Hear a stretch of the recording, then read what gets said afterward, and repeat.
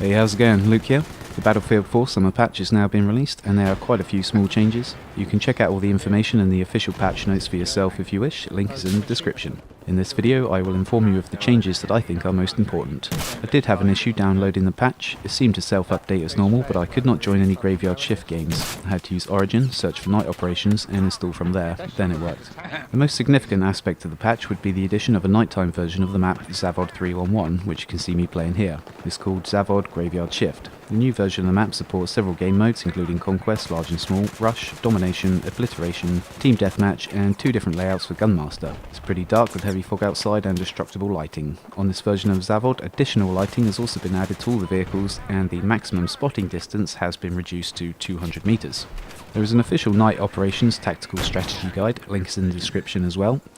This guide advises smoke grenades plus night vision scopes, flares plus LMG, flashbang plus shotgun or PDW, and heavy use of claymores and mines. There are no night vision goggles in Battlefield 4, so you have to use night vision scope or a flashbang or a flashlight or any combination of those 3.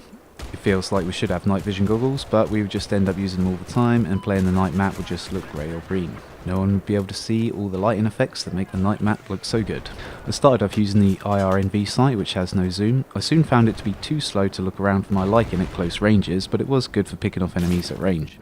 Enemy players using flashlights or flares were pretty much always killing me as well. I was also very vulnerable to people using DMRs with the FLIR 2x scope.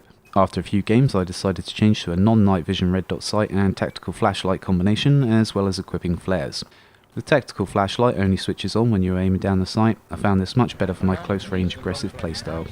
The best way to counter a player that is using flares but does not have IRNV or FLIR is to use smoke. Luckily for me, not many people seem to be using smoke on the night map so far. FLIR on DMRs would also be a good option for the more long-range shooter. There's been many general Battlefield tweaks in this patch. Active spotting now requires you to be more accurate in spotting targets and will only spot one person at a time. There has been some changes to in-game audio to try and increase situational awareness through audio, but the patch notes describe the changes as subtle. I did notice that it was easier to tell if an enemy was above or below me based on just the sound. The patch notes suggest that it should be easier to tell if enemies are outside of a building that you're in or if an enemy is trying to sneak up on you to go for a knife kill. There are netcode improvements as well. Bullet and damage delay time should now have been reduced, and the way the game handles ballistic physics has been improved. Trade kill should happen less as a result, as well as being hit after having just moved under cover should also happen less now. Tick rate improvements have also been implemented. We should start to see higher tick rates soon, although this is only on the PC version so far.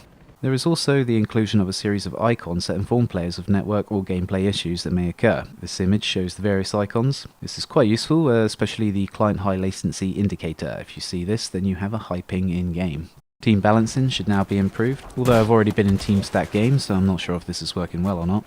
Side-to-side movement has been slowed slightly, only just enough to notice it. There has been improvements to rubber banding and dusting on fast-moving vehicles. Rubber banding is where you suddenly teleport to a place that you were a few seconds ago. Dusting is where you hit something, such as a moving vehicle with a rocket, and no damage is registered even though you saw that you did get a hit. Any servers that have a tick rate of more than 30 should now inform you as of such in the deploy screen. Vehicle turret movement has been improved. Attack jet physics have been changed back to an older version of the physics setup. Attack heli smart rockets have had a slight nerf. Lock-on missiles have also had a few slight changes.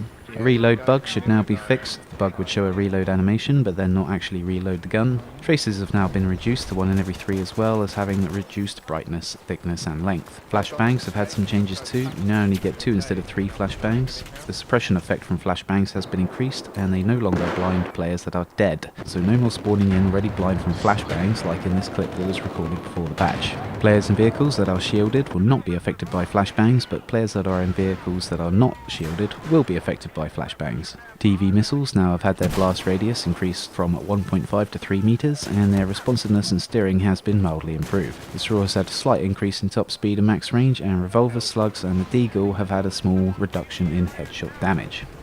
Those are the main points in the patch. Remember to check out the patch notes for yourself for more information. I hope this information is useful. See you next time. Take it easy.